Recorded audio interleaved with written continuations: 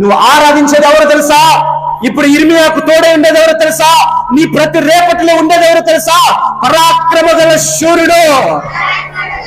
నా ప్రియులారా గమనించండి, ఆయన అనామకుడు కాదు, శాతగాని వాడు కాదు. నీ పైకి శత్రువు దండెత్తి వచ్చినప్పుడు, నీ నలుమూలలు మూసుకుపోయినప్పుడు, నువ్వు ఇరుకులో చిక్కబడినప్పుడు నిన్ను బయటికి తీసుకురావడానికి ఆయన సర్వశక్తిమంతుడు. చేతకాని వాడు కాదండి. ఆయన అనామకుడు కాదు, అనామకుడు కాదు. ఆయన పరాక్రమ గల శూరుడు. ఆయన ఎలాంటి వాడంటే, ఆయన దగ్గర ఉన్న ఒక దేవదూతకు సెలవు ఇచ్చాడంట. ఒరే, భూమిపైకి వెళ్ళిరారా, వాడు ఎవరో యుద్ధం చేస్తున్నాడు. వెళ్తే 1,85,000 మందిని చంపిందంట ఒక దూత. ఎంతమంది?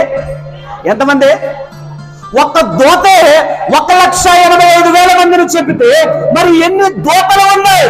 కోట్ల దేవదూతలకు దానప్రతిదానం చేయబడుతున్న దేవుడు, కెరూబులతో శరాబులతో కొనియాడబడుతున్న దేవుడు, ఎంతమంది దేవదూతలు ఆయన దగ్గర ఉంటారండి.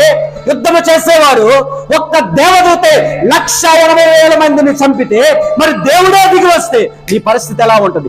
నీ పైన యుద్ధము చేయడానికి, నీ పక్షాన యుద్ధము చేయడానికి, ఆమేన్, నీ పక్షాన యుద్ధము చేయడానికి దేవుడే దిగి వస్తే మరి ఎంత గొప్పవాడు. ఆయన పరాక్రమశాలి.